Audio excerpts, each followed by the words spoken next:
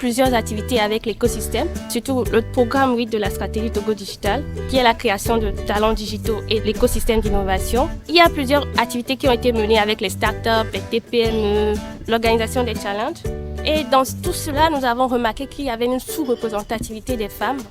Et donc, nous avons tenu à vouloir aller chercher pourquoi cette sous-représentativité. Je crois que c'était un événement très important.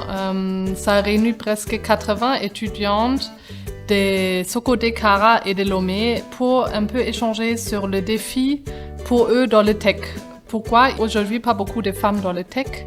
Pourquoi il n'y a pas beaucoup de femmes qui continuent leurs études jusqu'au bout? Pourquoi il n'y a presque pas de femmes dans le master, dans tout qui touche aux technologies? C'est extraordinaire, je dirais. Vous savez, c'est la première fois que je me retrouve dans une assemblée où il y a plus de femmes que de garçons cette fois-ci. C'était le contraire. Je me suis senti minoritaire d'ailleurs. Alors il faut reconnaître que ces échanges nous ont permis de nous rendre compte que nous avons vraiment des femmes rôle modèles qui pourront accompagner ces jeunes filles qui ont des difficultés. Et ces rôles modèles ont eu, elles, à surmonter tellement de difficultés qu'elles pourront justement montrer à ces jeunes filles qu'est-ce qu'il faut faire, quelles sont les difficultés auxquelles il faut s'attendre. Et justement, face à telle situation, voilà ce que nous proposons. Et j'ai fait la connaissance de merveilleuses personnes aujourd'hui. Et je pense que ces échanges ont permis justement à ces jeunes filles de se mettre en contact avec ces gens. Il y a le réseautage, le mentoring, tout ceci qui s'est mis en place. Et c'est une activité vraiment intéressante et impressionnante. Et j'espère justement d'ailleurs que cela va continuer. J'ai eu à partager mon parcours professionnel et mon parcours au sein de la communauté Women Tech Makers, dont je suis l'ambassadrice à Lomé. Donc j'ai parlé un petit peu de tout ce que nous faisons comme activité au sein de la communauté. Ce qui m'a le plus ému dans les échanges, c'était de me rendre compte qu'on a vraiment beaucoup de filles aujourd'hui qui s'intéressent vraiment en fait à la technologie. Ce qui n'était pas le cas il y a de cela 10 ans. Et elles étaient vraiment intéressées par tout ce qu'il y a comme programme qui est offert par la communauté Women Tech Makers et bien sûr d'autres communautés de l'ONU. Il faudrait que nous-mêmes en tant que femmes, on essaie de se soutenir. Ce que j'ai remarqué, c'est que nous-mêmes, on ne se soutient pas entre nous. Alors que si on veut que les hommes nous donnent leur place, il faut que nous-mêmes entre nous, on essaie de se soutenir.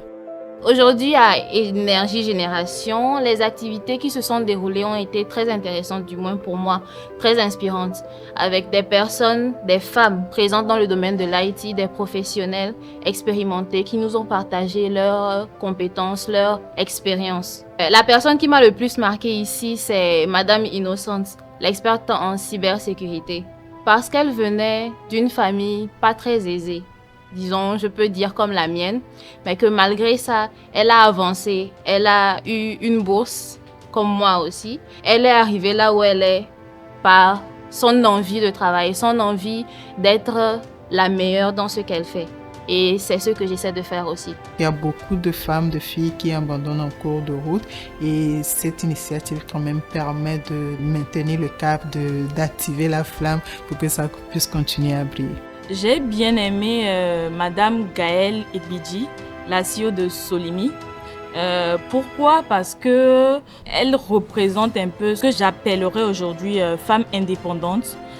Parce que d'après son expérience, elle a cumulé sa vie personnelle qui est vraiment d'avoir une famille et tout, et vraiment cette notion-là d'entreprendre.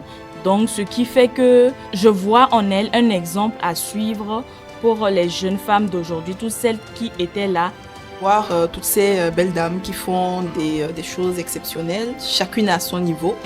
Mais aussi, c'est l'histoire d'une dame qui s'est présentée, qui étudiait, ensuite elle s'est mariée, elle a dû arrêter donc ses études pour accoucher, s'occuper de son mari, son foyer, on va dire ça comme ça.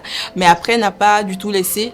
Elle est revenue, elle a continué et aujourd'hui elle est professeure dans l'école qui l'a formée. J'ai trouvé en tout cas ce parcours assez intéressant et je pense que c'est pour moi un exemple pour montrer aux femmes que le fait d'être enceinte, le fait de se marier ou le fait de vouloir être femme au foyer n'empêche pas d'avoir une bonne carrière.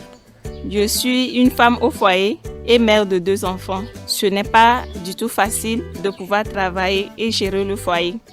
Mais j'essaie toujours de voir comment je peux partager le temps pour ne pas mélanger les choses. Lorsque je quitte le travail, lorsque je finis de gérer avec les activités de la maison et de ma famille, je vois un temps après 22 heures par exemple, commencer à faire mes activités pour le lendemain matin.